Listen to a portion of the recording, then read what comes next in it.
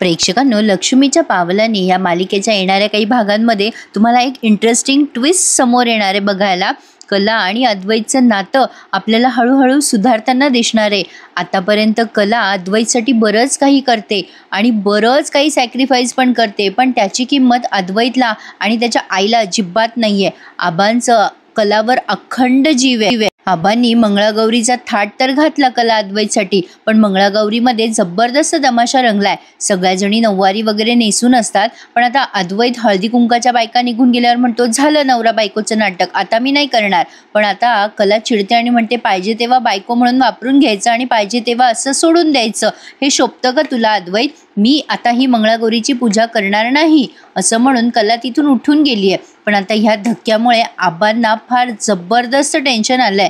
त्यांना कला आणि अद्वैत या दोघांचा सुखी संसार बघायचा आहे. आता अद्वैत ठरवतो, काही झालं तरी आबांसाठी खरेशी मला चांगलं वागावंच लागेल. अद्वैत कलाच्या पाठीपाठी कदाचित तिच्या माहेरी जाणारच, कदाचित काय तो जाणारच 100%, आणि कलाला तो मनवून घरी घेऊन येणार आहे. पण आता कला एवढ्या सहजासहजी मानणार आहे का प्रेक्षकांनो? अद्वैत कलाला समजून सांगायचा खूप प्रयत्न करतो, हे बघ माझं चुकलं. कदाचित सॉरी म्हणताना अद्वैतला प्रचंड त्रास होणार आहे. पण आता कला त्याला म्हणते, तू प्रत्येक वेळेला असंच करतोस, मी तुझ्यासाठी काय नाही ते केलं. अरे चांदेकर, मी तुझ्यासाठी काय करते काय नाही तुला या गोष्टीची जाणीव सुद्धा नसते.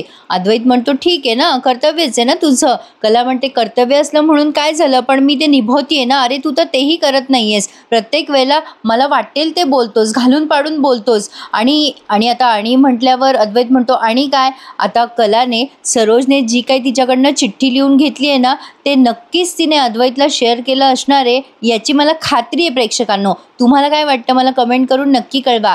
आणि काजल सोहम दोघंही जण मंगळागौरीत भेटणारच. काजल छान पंजाबी ड्रेस घालून आली आहे, छानच दिसणार, आणि बाकीच्या सगळ्याच बायकांनी नऊवारी नेसली आहे. सरोजला फार आनंद झालाय कला घर सोडून गेली आहे म्हणून. आता सरोजला हे नाही कळत आहे की पुढे कला जर घरातनं सोडून गेली तर किती पंचायत होणार आहे. कलाला मात्र फार वाईट वाटत असतं. अद्वैत तिच्याशी असं वागतो आणि ती रडत असते आणि विचार करत असते, फार झालं याचं, दरवेळेला मीच का सहन करायचं? प्रत्येक वेळेला हा मला घालून पाडून बोलतो का? या घरात माझी काही किंमत नाहीये का? दरवेळेला माझ्या स्वाभिमानाला दुखावलं जातं. इतकं सगळं होऊन सुद्धा मी या घरात राहतेय का? कोणासाठी? काय गरज आहे मला इथे राहायची? त्यापेक्षा मी माझ्या माहेरी राहून माझ्या आईवडिलांसाठी 2 कष्ट करून पैसे तरी कमवेल, पण इथे मात्र कोणालाच माझी कदर नाहीये. कलाला फार वाईट वाटत असतं. आता ही कला घर सोडून निघून जाते. अद्वैत तिला फोन करून थांबवायचा प्रयत्न करतो, पण कला म्हणते, मला आता इथे थांबायचं नाहीये, आणि तसंही मी इथे थांबून करू काय? तू फक्त तुझ्या कामापुरतंच मला वापरून घेतो. तुझी गरज संपली की नवरा बायकोचं नाटकही संपून जातं ना तुझ्यासाठी. अद्वैत तिला खूप थांबवण्याचा प्रयत्न करतो, पण कला फोन ठेवून देते आणि तिच्या माहेरी पोहोचतेच. आता तिच्या बाबांना तिने हे सगळं शेअर केलंय. तिला फार वाईट म्हणजे तिला त्रास होतो या सगळ्या गोष्टींचा. तिच्या बाबांना ती सांगते, बाबा चांदेकर असाच करतो, बघा ना मी किती काय केलं. अहो त्या स्वामीनाथनची डील सुद्धा मी त्याच्यासाठी केली, केवळ चांदेकरांचं नाव खराब होऊ नये म्हणून मी हे सगळं करत होते, पण त्यांना मात्र माझी काही किंमत नाहीये. घरामध्ये एक आजोबा आणि रजनी मॅडम सोडल्या तर घरात बाकी कोणीच मला किंमत देत नाही. तिचे वडील तिला खूप प्रेमाने समजवतात. आता कलाचे बाबा म्हणतात, हे बघ कले, मला माहिती आहे अद्वैतराव जराशे तापट आहेत, पण मनाने ते चांगले आहेत ग. त्यांना नक्कीच तुझी काळजी वाटते, म्हणूनच तर ते मागच्या वेळेला तुला घ्यायला आले होते की नाही. दुसरा एखादा असता तर तो आला असता का? मला असं वाटतं कला की तू थोडासा वेळ द्यायला हवा तुझ्या संसाराला. नक्कीच अद्वैतरावांना तुझी किंमत कळेल. प्रत्येक वेळेला असे पटकन निर्णय घ्यायचे नसतात पोरी. आणि मला सांग, आजोबा तुला किंमत देतात ना, त्यांचं तर तुझ्याशिवाय पान सुद्धा हलत नाही. तू आजोबांसाठी त्या घरात राहायला हवंस. प्रत्येक दिवस सारखा नसतो कले. अगं कुठला दिवस काय घेऊन येईल ते काही सांगता येत नाही. तू म्हणतेस ना आज तुला त्या घरात किंमत नाहीये, उद्या त्या घरामध्ये तुझ्याशिवाय पान बी हलणार नाही. बघ मी सांगतो ना तुला, मला खात्री आहे माझी कला समद काही ठीक करेल. बेटा इतकी काळजी करू नकोस, सगळं चांगलं होणार आहे. अंबाबाई काही आपल्या वाईटावर नाहीये. आपण गरीब असलो म्हणून काय झालो, आपण स्वाभिमानी आहोत आणि मला तुझ्यावर विश्वास आहे बेटा. तू सगळं काही ठीक करशील. तू फक्त थोडं संयमानं घे. सगळे दिवस सारखे नसतात बेटा. अद्वैतरावांना समजून घेण्यासाठी थोडासा वेळ दे. ते आतापर्यंत थोड्या वेगळ्या वातावरणात राहत होते, आता तुझ्याशी एकदम ॲडजस्ट व्हायला वेळ होईल. आणि त्यातनं तुमचं लग्न कसं झालं हे तर तुला माहितीच आहे ना, हे मी तुला वेगळं सांगायला नको ग. त्यामुळे कदाचित त्यांच्या मनावर या सगळ्याच गोष्टींचा परिणाम झाला असेल आणि म्हणून ते तुझ्याशी असे वाईट वागत असतील. पण तू थोडासा वेळ दे आणि त्यांना समजून घे. मला खात्री आहे अद्वैतराव मनानं बिलकुल वाईट नाही आहेत. ते तुला खूप सुखात ठेवतील. कला आता तिच्या बाबांशी बोलते आणि तिला खूप छान आणि हलकं फील होतं. ती म्हणते, बाबा तुम्ही म्हणताय तसं मी प्रयत्न करून बघते. नक्कीच मला काही ना काही मार्ग सापडेल. अंबाबाईच्या मनात आहे अगदी तसंच होईल. पण मी आजोबांसाठी त्या घरात जाणार. अद्वैत आता विचार करू लागतो काय करावं आणि खरेला या घरात घेऊन यावं. आता या कलाची आई खूप रडते आणि म्हणते, असं करू नका हो अद्वैतराव. अहो माझ्या पोरीचा संसार मोडू नका. माझ्या तिन्ही लेकी खूप चांगल्या आहेत. सरोजला तर कला घरात नकोच आहे. रजनीला हवी आहे कला, पण तिच्या बिचारीचं काय चालतं घरामध्ये. आता या संगीताताई म्हणतात की माझी कली लई चांगली आहे हो. ती तुम्हाला कधीच त्रास देत नाही आणि तिने आतापर्यंत तुम्हाला कधी काही एक सबूत बोललाय का. आता या संगीताताईंनी मागितलेली माफी काय काय होतंय ड्रामा ते बघूयात. पण आता अद्वैत कलाकडे आलाय कलाला घरी घेऊन जाण्यासाठी. कला काय एवढी सहजासहजी जाईल का. ती प्रचंड नौटंकी करेल. अद्वैतला रिअलाइज झालं पाहिजे ना की त्याने नेमकी केली आहे कोणती चूक ते. अद्वैत कलाला सॉरी म्हणतोय पण कला मात्र फार भाव खाते. पण अद्वैत आजोबांसाठी घरी चल असं जेव्हा तिला म्हणतो तेव्हा ती म्हणते ठीक आहे मी फक्त आजोबांसाठीच घरी येणार. पण आता अद्वैतला कलासोबत चांगलं चांगलं वागायचं आहे म्हणजे नाटक करायचं आहे असं म्हणायला तरी हरकत नाही आहे. पण आता हे नाटक करता करता मला खात्री आहे प्रेक्षकांनो अद्वैत कलाच्या प्रेमात नक्की पडणार. तसं बघायला गेलं तर या मालिकेचा आज भाग नसतो पण नक्कीच ही मालिका एवढी सुंदर आहे ना की आपल्याला करमतच नाही एक दिवस जरी आली नाही तर. त्यामुळेच मी सांगतेय की येणाऱ्या काही भागांमध्ये खूप मज्जेशीर ट्विस्ट आणि टर्न येणार आहेत.